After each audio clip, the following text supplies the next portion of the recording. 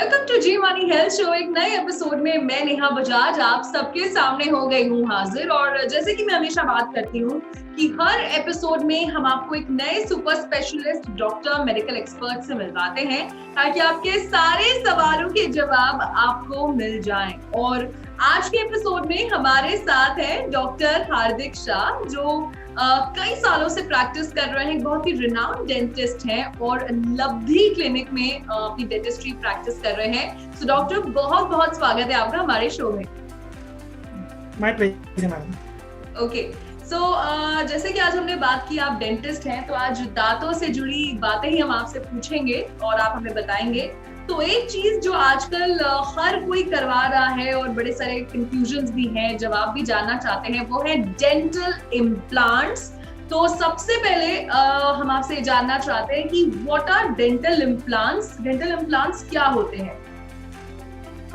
Dental implants अगर मैं आपको डिफाइन करने जाऊँ तो this is the best way to replace a missing teeth. यानी कि अगर किसी इंसान का दांत गिर गया है कोई कारण सर, या तो उसको निकाला गया है कोई कारण से, डॉक्टर निकाल दिया है, तो उसको वापस लगाने के जो तरीके होते हैं, सबसे अच्छा तरीका है जो टूथ जैसा नॉर्मल हो वो है डेंटल इम्प्लांट्स।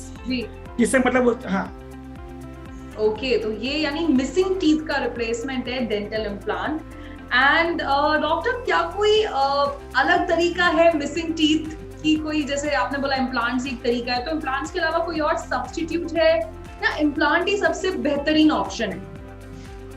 ओके, कैसा होता है, तरीके बहुत सारे हैं दांत को लगाने के, लेकिन सबसे बेस्ट तरीका है वो है डेंटल इम्प्लांट्स। जो अलग तरीके हैं पहले उसके बारे में आपको बताना चाहूंगा। सबसे कॉमन जो सबसे लोएस्ट वाला जो है वो होता है डेंचर्स। डेंचर्स में कैसा होता है, हाँ डेंचर्स होते हैं। डेंचर्स वो हम दांतों के मसूड़ों पे लगा रहता है। अभी उसे इम्प्लांट से अगर कंपेयर करूं तो डेंचर में प्रॉब्लम ये होता है कि वो स्टेबल नहीं रहते हैं। और वो जब वो जब उसे खाने की कोशिश करो तो कभी कभी वो आपको खाने के लिए इतने अच्छे से नहीं खा पाते हैं। दूसरा, जब भी कोई पेशेंट को छींक वगैरह आए या खांसी आए तो हो सकता है कभी कभी वो निकल आए। ये प्रॉब्लम होता है डेंचर्स का। अच्छा, दूसरा तरीका होता है जो नॉर्मली यूज होता है वो है ब्रिजेस। ब्रिजेस में क्या करते हैं, हम दो दांत, जो आजू बाजू के दांत होते हैं, जो दांत निकल गया है उसके आजू बाजू के दो दांतों है, उन दोनों को घिस देते हैं। उनका जो ऊपर का लेयर होता है, जो आउटर लेयर होता है, जिसे हम इनेमल बोलते हैं, उनको घिस के उन दोनों का सपोर्ट लेके फिर उसको ब्रिज बनाते हैं। अच्छा, अभी इसी को इम्प्लांट से अगर मैं कंपेयर करने जाऊं तो फर्क ये होता है कि इसमें दो दांतों को मुझे घिसना पड़ता है, जो उनके जो इनेमल लेयर होते हैं दांतों के वो घिस जाते हैं, जिसके वजह से उनको भविष्य में हाइपर सेंसिटिविटी जैसे और हो सकती है, जैसे कि उनको बहुत ठंडा पानी वगैरह लग सकता है। तो ये एक प्रॉब्लम हो सकता है ब्रिजिंग में। अच्छा, ओके। प्लस लॉन्ग टर्म में हो सकता है कि वो दो दांत जो है वो खराब हो जाए जिसका सपोर्ट लिया हो, तो समझो वो दांत खराब हो गए तो वो अल्टीमेटली वो दांत को निकालने पड़ जाते हैं, तो इससे आपका वो ब्रिजिंग फेल हो सकता है। इम्प्लांट जब हम करते हैं मैडम, तो इम्प्लांट में हम वो जो दांत जहाँ पे नहीं है वहाँ पे जो हड्डी होती है उसके अंदर ही इम्प्लांट को प्लेस करते हैं। बेसिकली इम्प्लांट एक फाउंडेशन है जो दांतों के हड्डी के अंदर जाता है, उसके ऊपर हम दांत लगाते हैं। तो इसमें हमको बाजू की दांतों को घिसना नहीं पड़ता है। जैसे ही अंदर एक बार हड्डी में बोन में चला गया, वो एक बार वो फिट हो गया, जैसे हम लोग ऑस्टियो इंटीग्रेट बोलते हैं, फिर वो लॉन्ग टर्म तक वो टिकता है। आपके जैसे नेचुरल दांत होते हैं वैसे वो वर्क करता है। ये फर्क होता है डेंचर्स, ब्रिजेस में और इम्प्लांट में। इस तरीके से इम्प्लांट सबसे बेस्ट होता है रिप्लेस करने के लिए। तो आपने बड़े अच्छे से समझाया कि इम्प्लांट जो है वो सबसे बेहतरीन विकल्प है, सबसे अच्छा ऑप्शन है। अच्छा, अब आपसे मुझे ये जानना है कि कौन कौन एलिजिबल है डेंटल इम्प्लांट्स के लिए? जैसे हम सुनते हैं किसी को बचपन में साइकिल से इंजरी हो गई, दांत टूट गया, कोई एक्सीडेंट हो गया, और अगर कोई डेंटल इम्प्लांट लगवा रहा है तो जैसे हमारे नॉर्मल दांत है वो हम कहते हैं कि बुढ़ापे तक चलेंगे, तो क्या इम्प्लांट्स की भी कोई लाइफ एक्सपेक्टेंसी है? इस बारे में कुछ बताइए। देखिए, आपने बताया कि समझो बचपन में गिर गए, देखो लाइफ मिनिमम इम्प्लांट के लिए लाइफ होती है 15 साल से ऊपर, क्योंकि बेसिकली ये बोन में जाता है, तो 15 साल तक लोगों का ग्रोइंग एज होता है, तो इसके वजह से हम लोग मिनिमम एज गिनते हैं 15 साल। और मैक्सिमम की आप जब बात कर रहे हो तो इट कैन अब 70 साल की भी हो, 80 साल की भी हो या 90 साल की भी हो, तभी भी आप इम्प्लांट डाल सकते हो। उसके लिए लेकिन थोड़े क्राइटेरिया होने चाहिए, जैसे कि आपका ओरल हाइजीन अच्छा होना चाहिए।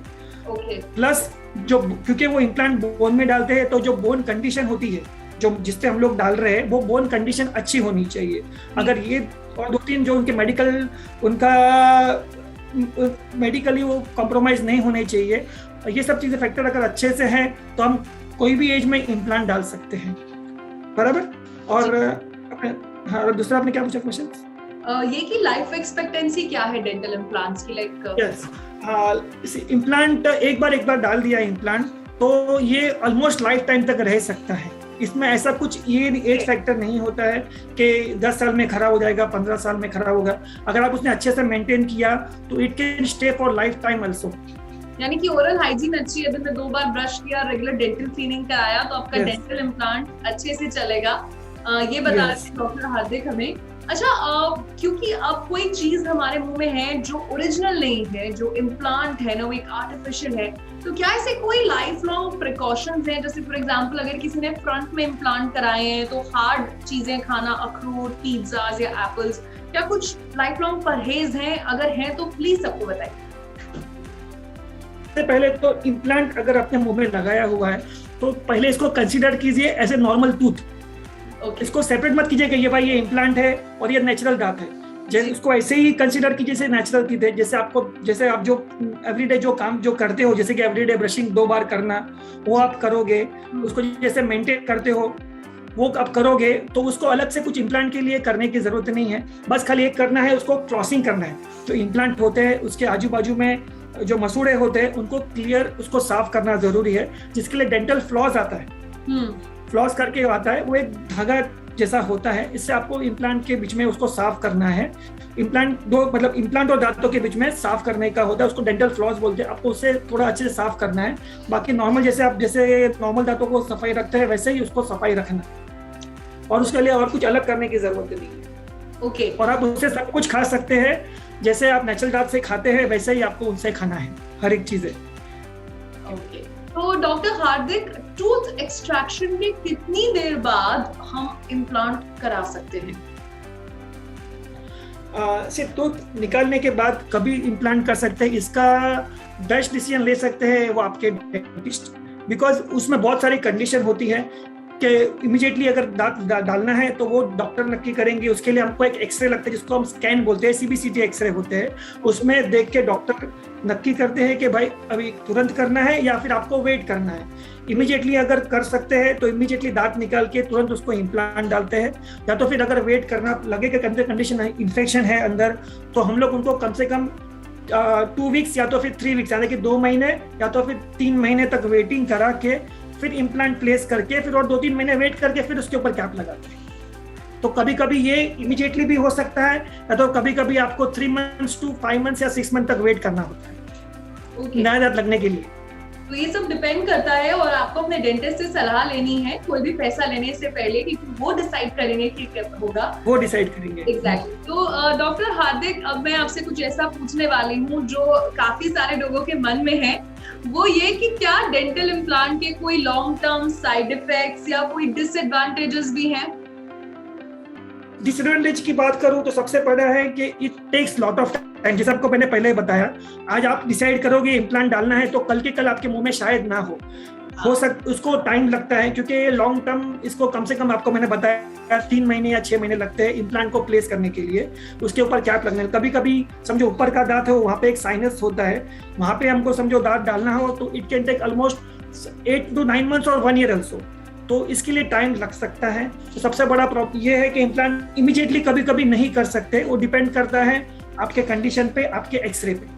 दूसरा चीज सबसे बड़ा डिसएडवांटेज आपको इम्प्लांट का बताऊं तो ये थोड़ा कॉस्ट फैक्टर इसका बढ़ जाता है, बिकॉज इम्प्लांट इज एक टाइटेनियम होता है, टाइटेनियम होता है जो इटसेल्फ थोड़ा महंगा है, प्लस इम्प्लांट लगाने के लिए जो आर्मामेंटेरियम लगता है वो सब थोड़े महंगे होते हैं, तो इसके लिए कभी कभी उसको थोड़ा कॉस्टिंग फैक्टर होता है, वो बढ़ जाता है। प्लस थर्ड होता है, इसमें भी बहुत सारा इम्प्लांट प्लेस करने के लिए डॉक्टर का स्किल भी बहुत ज़्यादा ज़रूरी है। एक्सपर्ट डेंटिस्ट जो होते हैं वही इम्प्लांट प्लेस कर सकते हैं। तो ये 2-3 चीज़ें हैं जो थोड़ा इम्प्लांट के लिए बढ़ जाता है। प्लस और एक चीज़ होती है, इम्प्लांट में आपको मेडिक्लेम नहीं मिलता है, तो कॉस्ट फैक्टर के वजह से वो मेडिक्लेम में वो कवर नहीं होने के वजह से थोड़ा उसका प्रॉब्लम होता है मैडम। ओके, बट दांतों का सवाल है तो वही है, जैसे कि डॉक्टर हार्दिक ने बताया कि डॉक्टर की एक्सपर्टीज जो है वो बहुत ज्यादा मायने रखती है। और डॉक्टर हार्दिक, जाते जाते सभी व्यूअर्स को कोई एक छोटी सी डेंटल टिप, डेंटल एडवाइस जो आप देना चाहें। बस यही कहना चाहूंगा, सबसे सिंपल चीज, ब्रश ट्वाइस डेली। 2 बार आप ब्रश करोगे तो आपके 80% या 90% जो दांतों के प्रॉब्लम है वो सॉल्व कर सकते हो। तो आपको दांत गिरेंगे नहीं, तो आपको इम्प्लांट लगाने की जरूरत नहीं पड़ेगी मैडम। तो सबसे ज्यादा जरूरी है ब्रश ट्वाइस डेली। और प्लस हर 6 मंथ्स में डॉक्टर को एडवाइस विजिट कीजिए।